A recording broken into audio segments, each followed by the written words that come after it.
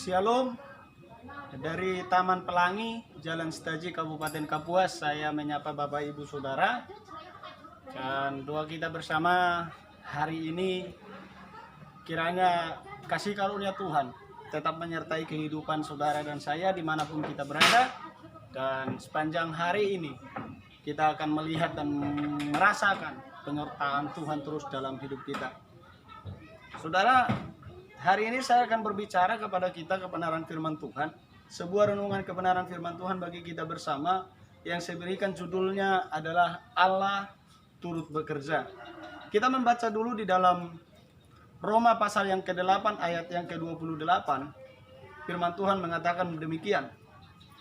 Kita tahu sekarang bahwa Allah turut bekerja dalam segala sesuatu untuk mendatangkan kebaikan bagi mereka yang mengasihi Dia, yaitu bagi mereka yang terpanggil sesuai dengan rencana Allah. Saudara kekasih dalam nama Tuhan Yesus Kristus, seberapa banyak kita orang percaya sering memojokkan Tuhan, seakan-akan memojokkan Tuhan.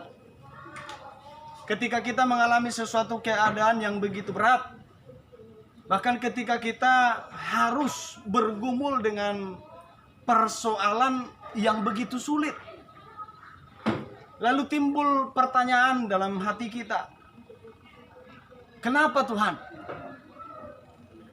Sampai kapan Tuhan? Dan bahkan kita sering bertanya, setelah ini apalagi Tuhan? Kita selalu saja merasa bahwa Tuhanlah yang melakukannya. Saudara, Tuhan tidak pernah merancangkan yang jahat dalam hidup umatnya. Tetapi Tuhan terkadang mengizinkan itu terjadi untuk proses dalam hidup saudara dan saya. Terkadang Tuhan mengizinkan si jahat untuk mencobai hidup saudara dan saya.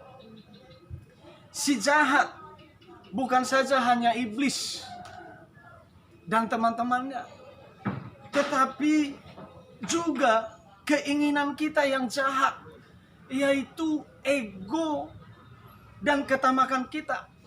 Itu juga adalah si jahat yang sering sekali menguji dan mencobai hidup kita. Firman Tuhan jelaskan bagi kita hari ini, ada dua hal yang mau firman Tuhan ingatkan bagi kita. Yang pertama, Allah turut bekerja dalam segala hal. Artinya apa? Apapun yang sedang terjadi dalam hidup saudara dan saya, bahkan apapun yang akan kita alami hari ini, besok, dan seterusnya, Allah turut hadir. Tapi tidak saja hanya turut hadir, tetapi Allah juga turut bekerja. Yang kedua, Bapak Ibu Saudara kekasih,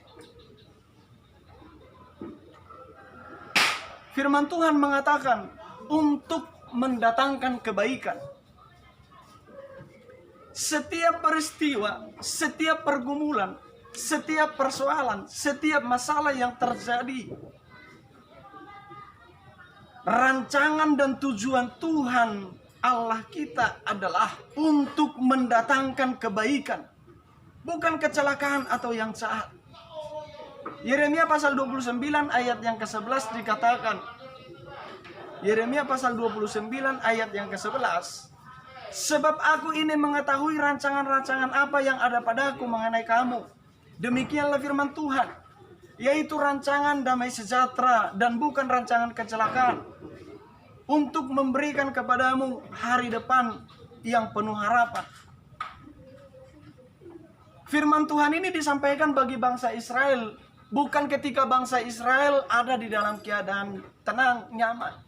Tetapi justru sebaliknya, bangsa Israel pada waktu itu sedang ada di pembuangan di Babel. Mereka sedang ada tertawan di sana. Terbalik sebenarnya dengan apa yang disampaikan Tuhan melalui kebenaran firman-Nya. Tetapi Bapak Ibu Saudara kekasih, apapun yang dialami bangsa Israel pada waktu itu, sekalipun mereka sedang ada di pembuangan di Babel, tapi Allah berkata kepada mereka, aku ini mengetahui rancangan apa yang ada padaku mengenai kamu, yaitu masa depan yang penuh harapan. Rancangan damai sejahtera itulah yang dirancangkan oleh Tuhan bagi bangsa Israel. Oleh sebab itu Bapak Ibu Saudara kekasih, apapun yang sedang terjadi dan apapun yang sedang kita alami hari-hari ini, keadaan yang begitu menakutkan bagi kita dan bagi banyak orang. Satu hal yang harus kita percaya dari firman Tuhan hari ini, bahwa Allah ada bersama-sama saudara dan saya.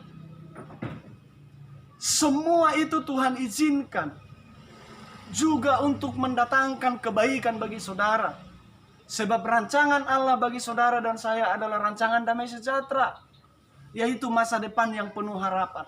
Percaya dan yakini bahwa ketika Tuhan yang merancangkan sesuatu dalam hidupmu, engkau tinggal ikut berjalan saja sesuai rancangan Allah, maka apa yang dirancangkan Allah itu pasti terjadi dan engkau akan menikmatinya di dalam hidupmu. Tuhan Yesus memberkati kita semua. Shalom.